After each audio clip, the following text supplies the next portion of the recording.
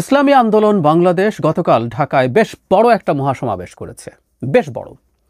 অবশ্যই এটা একটু বলে রাখা ভালো, ইসলামী আন্দোলনের বড় মহাসমাবেশ খুব অভাবনীয় ঘটনা না, এবং কেউ কোনো অঙ্ক মেলাতে চাইলে মেলাতেও পারবেন। শেখ হাসিনার সময়ে যখন কাউকে একটা সময় অলমোস্ট কোনো সমাবেশ করতে দেওয়া হতো না, তখন ইসলামী আন্দোলন এই সোহরাওয়ার্দীতে খুব বড় বড় মহাসমাবেশ করেছেন। এবং তাদের প্রধান যেহেতু একজন পীর, তাদের অনুসারী আছে প্রচুর, সেই অনুসারীরা খুবই সিরিয়াসলি এসব প্রোগ্রামে যোগ দেন। শুধু তাই না, বাংলাদেশের বেশ কিছু জায়গায় তাদের উল্লেখযোগ্য পরিমাণ ভোটও আছে। মাঝে মাঝে নির্বাচনে আমরা এটা দেখেছি। এটাও একটু বলে রাখা ভালো, শেখ হাসিনার সময় বিভিন্ন স্থানীয় সরকার নির্বাচনও যখন সবাই অ্যাভয়েড করেছিল, তখন ইসলামী আন্দোলন সেই নির্বাচনগুলোতে অংশগ্রহণ করেছে। সুতরাং তাদের কিছু ভোটের পরিস্থিতি আমরা দেখেছি। আমরা জানি না, বরিশাল নির্বাচনে তাদের একজন খুবই গুরুত্বপূর্ণ নেতা আহত হয়েছিলেন, রক্তাক্ত হয়েছেন, তারপর তারা নির্বাচনের ধারা থেকে বেরিয়ে আসে, এবং সে কারণেই বোধ করি 24-এর নির্বাচনে তাদের পার্টিসিপেট করা হয় নাই। যাই হোক, সেই সমাবেশ ঘিরে বেশ আগ্রহ ছিল এবং গুরুত্বপূর্ণ একটা আলাপ ছড়িয়ে পড়েছে। সেটা হলো একটা বিরোধী মোর্চা কি তৈরি হচ্ছে বিএনপির বিরুদ্ধে আগামী নির্বাচনকে সামনে রেখে। এই প্রশ্নটা জবাব দেওয়ার চেষ্টা করব। আর কারা কারা গেলেন, কি কি বলেছেন, মোটা দাগে আমরা একটু দেখতে চাই। এইটা মানে টাইটেল করা হয়েছে সংস্কার বিচার। এগুলো তো আছেই। সংখ্যানুপাতিক ভোট বা নির্বাচনের দাবি, তার মানে প্রধান যে হেডলাইন তাদের টাইটেলে, তার মধ্যে সংখ্যানুপাতিক নির্বাচনের আলাপ এসছে।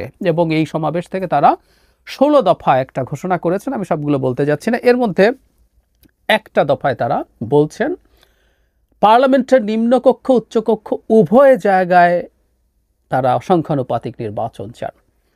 আমরা ঠিক জানি না উচ্চকক্ষের সংখ্যানুপাতিকের জন্য কি আলাদা ব্যালটের কথা তারা বলবেন, নাকি যে ভোট হয়েছে সেটার। আর সেই যে ভোট হয়েছে সেটার যদি সংখ্যানুপাতিক লোয়ার হাউসে হয়, আপার হাউসে সংখ্যানুপাতিকের আর কি প্রয়োজন, আসলেই জানি না। তাদেরকে এ ধরনের বুদ্ধি কারা দিয়েছেন, তারা কেন এভাবে ভাবছেন। যেমন বিএনপি যদি যেভাবে ভাবছে যে ফার্স্ট পাস দ্য পোস্টে যেভাবে লোয়ার হাউস হবে, তার সিটের যদি প্রপোর্শনাল রিপ্রেজেন্টেশন সিটের, ভোটের না, আপার হাউস হয়, আমরা বলছি যে এটা আসলে এভাবে আপার হাউস কোনো এফেক্টিভ কিছু হবে না। ঠিক একইভাবে তারা দুটো হাউস কেন চাইছেন জানি না। তারা আরও অনেক কথাবার্তা বলেছেন, বিএনপিকে ইঙ্গিত করে এই ধরনের দল যাতে ক্ষমতায় আসতে না পারে সেটার জন্য সবাইকে সতর্ক থাকতে বলেছেন। এখানে জামায়াতে ইসলামী গেছেন, তাদের মহাসচিব কথা বলেছেন, এবং তিনিও বেশ কঠোর ভাষায় বলেছেন প্রপোর্শনাল রিপ্রেজেন্টেশনের ব্যবস্থা না হলে নির্বাচন হতে পারবে না। কোন হাউস কোনো উল্লেখ করেননি। জামাত কিন্তু লোয়ার হাউসে প্রপোর্শনাল রিপ্রেজেন্টেশনের কথা দীর্ঘদিন থেকে বলছে। এটা বোধগম্য, জামায়াতে ইসলামী বা ইসলামী আন্দোলন লোয়ার হাউসে প্রপোর্শনাল রিপ্রেজেন্টেশন চাওয়ার খানিকটা যুক্তি আছে, কিন্তু যদিও এটা এক ধরনের রিজলভড ইস্যু। এবং জামায়াতে ইসলামীর মহাসচিব আরও গুরুত্বপূর্ণ কিছু কথা বলেছেন, সেটা হচ্ছে ইসলামী দলগুলো এক মঞ্চে আসতে পারে তাদের মধ্যে যদি ঐক্য হয়, বা ইসলামী আন্দোলনের নেতারাও একই কথা বলেছেন, যদি ঐক্য হয় সেটা খুব গুরুত্বপূর্ণ প্রভাব ফেলতে পারে, এমনকি তারা ক্ষমতায় চলে যাবেন, এই আলাপ হচ্ছে। এবং এই মঞ্চে যারা গেছেন অনেকে তাদেরকে ডিফাইন করার চেষ্টা করছেন যে একটা বৃহত্তর মোর্চা তৈরি হয় কিনা। আমি দলের কথা বলছি, দলের বাইরেও হিন্দু সম্প্রদায়ের নেতা গেছেন, হিন্দু বৌদ্ধ খ্রিস্টান ঐক্য পরিষদের নেতা গেছেন, এর ছাড়াও একজন বুদ্ধিস্ট নেতা গেছেন, বিভিন্ন ধর্ম থেকে রিপ্রেজেন্টেশন রাখার চেষ্টা করেছেন। কিন্তু দলের কথা আমরা যদি বলি, জামায়াতে ইসলামী গেছে, নেজামে ইসলাম গেছে, খেলাফত মজলিসের প্রতিনিধি গেছে, ইসলামী ঐক্য জোটের প্রতিনিধি। আমাদের কাছে আগ্রহোদ্দীপক যেটা, সেটা হচ্ছে জাতীয় নাগরিক পার্টির 2 জন গেছেন। এর মধ্যে তাদের মেম্বার সেক্রেটারি জনাব আখতার গেছেন, সাথে জনাব সার্জিস আলমও ছিলেন। গণ অধিকার পরিষদের নুরুল হক নূর ছিলেন, খেলাফত মজলিসের ছিলেন, খেলাফত আন্দোলনের ছিলেন, এবং এবি পার্টির সভাপতি মুজিবুর রহমান মঞ্জু ছিলেন। সো আমি খেয়াল করব যে বেশ লম্বা একটা স্পেকট্রাম আছে। মূলত ইসলামী দল, তার বাইরে আছে গণ অধিকার পরিষদ, এবি পার্টি, এনসিপি, এই 3টা একসাথে। এবং এখানে সবচেয়ে বড় শক্তি থাকাদের মধ্যে জামায়াতে ইসলামী। আমি আসবো আসলে এটা একটা পটেনশিয়াল বিরোধী মোর্চা কিনা সেই আলোচনায়। তার আগে প্রপোর্শনাল রিপ্রেজেন্টেশন নিয়ে লোয়ার হাউসের আলোচনা সম্ভবত এখন আর না হওয়াই উচিত। কারণ হলো আমাদের যে কনস্টিটিউশনাল রিফর্মস কমিশন রিপোর্ট দিয়েছে, সেখানে লোয়ার হাউসের ক্ষেত্রে কোনোভাবেই এটা তারা সুপারিশেই রাখেননি, এবং ঐক্যমত্য কমিশনের আলোচনায়ও আসলে এটার এক ধরনের ঐক্যমত্য হয়েছে যে লোয়ার হাউসে না আপার হাউসের প্রপোর্শনাল রিপ্রেজেন্টেশন, যে ভোটটা হবে সেটারই পপুলার ভোটের প্রপোর্শনাল রিপ্রেজেন্টেশন হবে, এই আলাপটা হয়েছে। কিন্তু এখন নতুন করে লোয়ার হাউস চাওয়া হচ্ছে। এই আলাপ কেন সেটা বলতেই পারি আমরা। সেটা হচ্ছে এরকম যে একটা হতে পারে এরকম যে লোয়ার হাউসেরও চাপ দেয় যাতে আপার হাউসটা মেনে নেয়, কুড বি।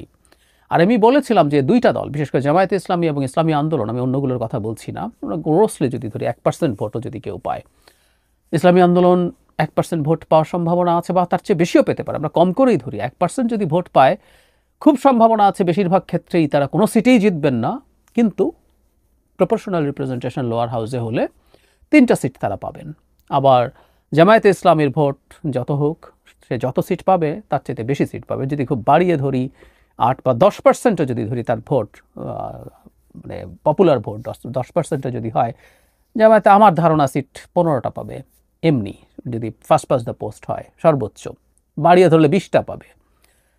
এগুলো আমার একদম ব্যক্তিগত প্রেডিকশন, আপনারা অনেক কিছুই ভাবতে পারেন। জামাত 70-80 সিট পেয়ে যাবে এটা কেউ মনে করেন, আমি মনে করি না।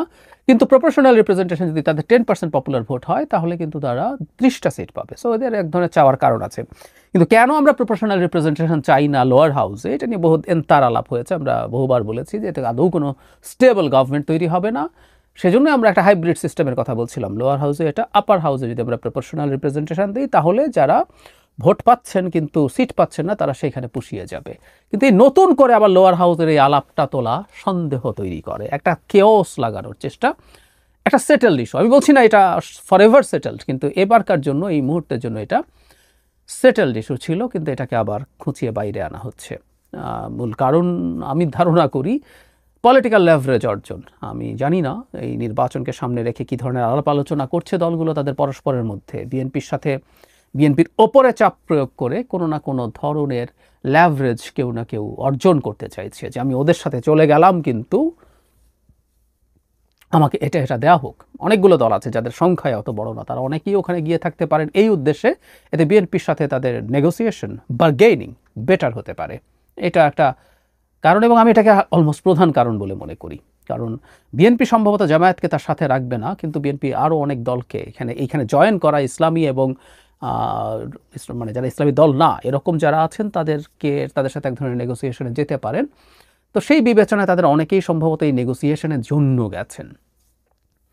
এখন যারা এটাকে খুবই বৃহত্তর ঐক্যের একটা পথ বলে দেখানোর চেষ্টা করছে না, আমার কাছে এটা ঠিক সঠিক বলে মনে হয় না। আর যদি হয়ও সেটা ভালো হবে, আমি এটাকে খারাপভাবে দেখি না। এখন তারা তাদের মতো করে ডিসাইড করবে এই রাজনীতির পথে তারা যাবে কি না। ধরুন এনসিপি, তারা দীর্ঘদিন থেকে বলছে তারা একেবারেই মধ্যপন্থী একটা দল, তারা এখন যদি ধরুন একটা মোটা দাগ ইসলামিক জোটের মধ্যে যায়, তার রাজনীতি ভবিষ্যতে কেমন থাকবে সেটা তাকে বিবেচনা করতে হবে। মধ্যপন্থী দল ইসলামী দলের সাথে জোট করা যাবে না তা না, বিএনপি করেছে, কিন্তু ওখানে বিএনপি প্রধান দল ছিল, আর এনসিপি ইসলামীদের জোটে যাচ্ছে। সো দুটো একই জিনিস না। একইভাবে এবি পার্টিকে আমরা দেখেছি, তারাও এক ধরনের মধ্যপন্থী দল হিসাবেই, তাদেরকে ইসলামী কিছু মূল্যবোধ রেখে কিন্তু মধ্যপন্থী দল হিসাবেই তারা তাদেরকে পরিচয় করাতে চায় যে আমাদের ব্যাপারে তাদের স্ট্রং ক্রিটিক আছে। কিন্তু তারা এখানে গিয়ে তাদের সাথে যুক্ত হবে কিনা আমি আসলেই জানি না, সেটা তাদের সিদ্ধান্ত। কিন্তু তারা যদি একত্র হন এবং একটা কম্বাইন্ডলি যদি একটা বিরোধী দল হয়ে উঠতে পারেন, দ্যাটস নট ব্যাড। কিন্তু এটা আসলে খুব ফিজিবল না, কারণ আসলে সবাই একত্র হলেও খুব ভালো কিছু করা যাবে না, করতে পারবেন না। বাংলাদেশে এখন সেই বাস্তবতা নেই। সে কারণেই আমি ধারণা করি এটা আসলে এরকম কিছুই না। এটা ইভেন ইসলামী আন্দোলনও তাদের যে সংখ্যা আছে সেই শক্তি তারা দেখানোর চেষ্টা করছেন। তারা এক ধরনের আন্ডারস্ট্যান্ডিং তারা বিএনপির সাথে করতে হয়তো চেষ্টা করবেন, কারণ বিএনপি এবারকার নির্বাচনে বেশ কিছু সিটে তাদের প্রার্থী হয়তো দেবে না। এখন সেই প্রার্থী আমরা দিলেও কিছু কিছু ক্ষেত্রে সমস্যা হচ্ছে যে যাদেরকে মোটামুটি সিগন্যাল দেওয়া হয়েছে অন্য দলে, তারা ওখানে ক্যাম্পেইন করতে ঝামেলায় পড়ছেন। তো সব কিছু মিলে তারা প্রত্যেকে তার লেভারেজের চিন্তা করবেন বলে আমি মনে করি। এই ধরনের একটা জোটের হয়ে একটা নির্বাচন করে মূলত জামায়াতের নেতৃত্বে সিট যা পাবে কিছু জামায়াত পাবে, আর একত্র হলে জোট হলে আর 2-1টা সিট কোথাও যাবে কিনা আমি নিশ্চিত নই। মানে এই জোটে নির্বাচিত হওয়ার সংখ্যা বরং সেভাবে বাড়বে যদি, যেমন এনসিপি বা অন্য কোনো দল, বিশেষ করে এনসিপির কথা আমরা যদি বলি, বিএনপি যারা নমিনেশন বঞ্চিত হবেন সেরকম শক্তিশালী প্রার্থী বা আওয়ামী লীগের কিছু লোকজন যারা দেশে রয়ে গেছে এবং ভয়ঙ্কর ক্রিমিনাল না, এ ধরনের কিছু লোককে নিলেও বরং পাশ করে আসার সম্ভাবনা হয়তো বাড়বে। কিন্তু তারপরও এটা খুব ফর্মিডেবল কিছু হবে না। তার চাইতে বিএনপির সাথে যদি নেগোশিয়েট করে এমপি হওয়া যায়, সেটা তাদের জন্য ফার বেটার অপশন হবে। তাহলে বটম লাইন হচ্ছে, এটা বিরোধী দলীয় মোর্চা টাইপের কিছু না, এবং এখানে এমন দাবি সামনে আনা হয়েছে তারা নিজেরাও জানেন যে এটা হতে যাচ্ছে না। আমি শিওর তারা এটা আনছেন চাপ তৈরির জন্য, পলিটিক্যাল বার্গেইনের জন্য, এবং এটা আলটিমেটলি খুব বেশি প্র্যাকটিক্যাল বা ফিজিবল কিছু না, এটা তারা নিজেরাও বোঝেন। বিরোধী দলের চেহারাটা কেমন হবে সেটা সময় আরও অনেক লাগবে সেটা বোঝার জন্য। আমি ব্যক্তিগতভাবে মনে করি জামায়াত অলমোস্ট একাভাবেই নির্বাচন করবে। আর ইসলামী দলগুলোর মধ্যে যে ধরে বিভেদ দীর্ঘদিন থেকে ছিল, কারণ এই যে প্রথমবারের মতো ইসলামী আন্দোলন জামায়াতকে ডেকেছে, এর আগেও তারা বসেছেন, তারা তাদের মধ্যে আন্ডারস্ট্যান্ডিং ঠিক করতে পারেন কিনা। জামায়াত খেলাফত যারা হেফাজতে ইসলামের মধ্যে যেসব পলিটিক্যাল পার্টি আছে তাদের সাথে বসার চেষ্টা করেছে। আসলে তাদের আদর্শগত জায়গায় এত ডিফারেন্স আছে, তাদের পক্ষে আসলে একটা মোর্চা করাও প্রায় অসম্ভবের মতো ব্যাপার। আমি একদিন এটা নিয়ে বিস্তারিত আলোচনা করব একটা টক শোতে রিসেন্টলি, এই ইসলাম নিয়ে। মানে ওখানে একজন আলোচক ইসলামের ডেফিনেশন, ইসলামের ব্যাখ্যা একটাই না অনেক। এই যে একটাই না অনেক, এটা সত্য। এটা সত্য হবার কারণেই তাদের মধ্যে পারস্পরিক দ্বন্দ্ব, মাঝে মাঝে এমনকি শত্রুতার পর্যায়ে চলে গেছে। সুতরাং বাংলাদেশে একটা কম্বাইন্ড ইসলামিক মোর্চাও হবে, আমি সেই আশাও দেখি না। দিনের শেষে জামায়াত অলমোস্ট একা নির্বাচন করবে, তার সাথে আর খুব বেশি কেউ থাকবে বলে মনে হয় না। বাকিরা in a way or other বিএনপির সাথে অ্যালাইন্ড হওয়ার চেষ্টা করবে। সামনের নির্বাচনী ভবিষ্যৎ সেদিকেই আছে। জাস্ট এখন এইসব নানান রকম দাবি তুলে, কেউ এই দাবি তুলছেন যে এটা করব, কেউ মানে বিশেষ করে এই যে প্রপোর্শনাল রিপ্রেজেন্টেশন লোয়ার হাউসে, কেউ নির্বাচন কমিশন মানি না, এটা দিয়ে মাঠে নামতে পারেন অথবা চাপ তৈরি করতে পারেন যে আসো একটু নেগোশিয়েট করি। প্রত্যেকে এগুলো কতগুলো বার্গেনিংয়ের চিপ তৈরি করছেন, সেটা নিয়ে তারা এগিয়ে যাচ্ছেন বলে আমি বিশ্বাস করি।